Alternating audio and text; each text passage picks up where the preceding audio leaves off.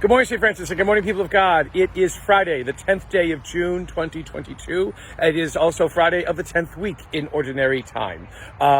Today, as we come to the close of this day, close of this week, our faculty members at the Franciscan School are closing up for the summer months. Yesterday, we honored Carolyn Mosier, our middle school science teacher for many years, on her retirement, and also Joanne Sullivan, our school nurse at the Franciscan School, who has served the Franciscan School since its founding in the year 2000, so for 22 years. So, along with Mike Watson's departure, three departures into retirement for three notable members of our Franciscan School community. Sad departures, but also with blessings of joy in their lives to come as they move on from the Franciscan School.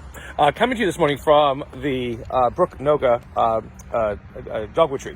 This is the Brook Noga dogwood tree, which is kind of nice little shade thing, which is again part of the landscaping that fronts the berm against Leesville Road over there. But also over here, I wanted to take a look, because I haven't been here for a while. There's Ignatius of Loyola, again, honoring the Jesuit community, the first, and Father Jim English, the founding pastor of St. Francis of Assisi Catholic community. They seem to have cleared a little bit of the gunk away. I think there's still a lot more that could be done to clear away some of this gunk so it looks a little bit better for people to come to sort of visit Ignatius and remember our beginnings as a parish community.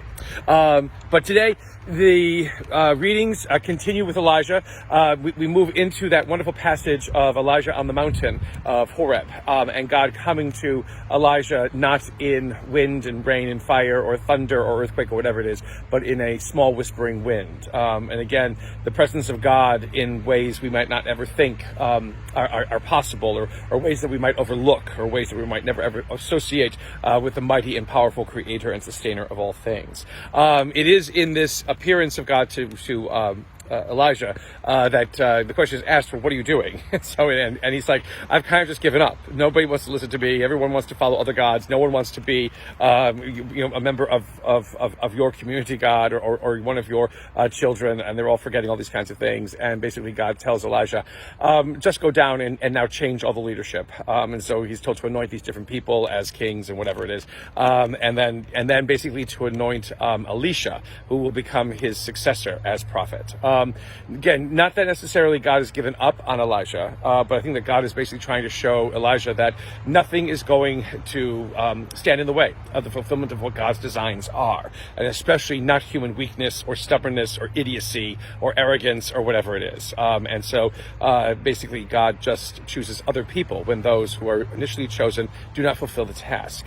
And that is always important to realize. God may choose us, but it is up to us to fulfill what it is that God has chosen us to do. It is not just basically that we are given magical powers once we are chosen, but that we must fulfill responsibilities and understandings that God also sets before us. And to the extent that we do so, we fulfill God's plan. To the extent that we don't, again, we fail at doing that. So again, the great trust that God has in us to not only initiate or continue what God has initiated, but also to help bring it to some kind of fulfillment or some kind of completion.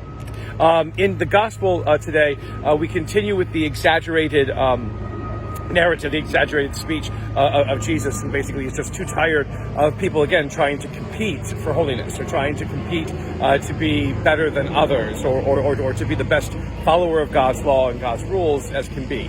And so Jesus goes into the extreme. Again, if you want to be perfect and talking about what causes you to sin, well, then cut off those things that cause you to sin or pluck them out. So like your eyes, your hands, or whatever it is. God, that also, again, Jesus goes also into that whole understanding of divorce and adultery and things like that.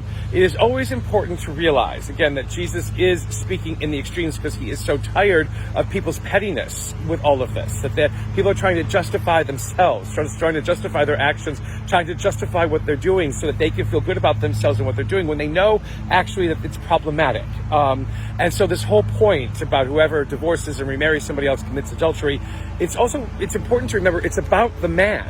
because again, the woman could not initiate divorce. Again, women's rights did not exist. Again, property more so than not. Yes, they may be out in public, but it was rare they were out in public, and perhaps only when they were wealthy could they be out in public listening to Jesus. So by and large, it is perhaps a bunch of men who are listening to him, men who basically will decide to cast away wives or spouses or whatever it is when something better comes along. And Jesus basically tells them, this is ridiculous. You don't do this. You don't treat people badly. You don't treat people with such disdain and such lack of care.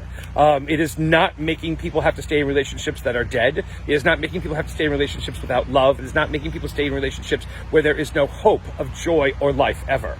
It is about recognizing the fact of two lives, who are engaged, who are intertwined within this relationship, called marriage. And what kind of respect and dignity do each parties not just deserve, but must have for that relationship to be fruitful to others. And that is where I think I'll end today. So may the Lord give you his peace.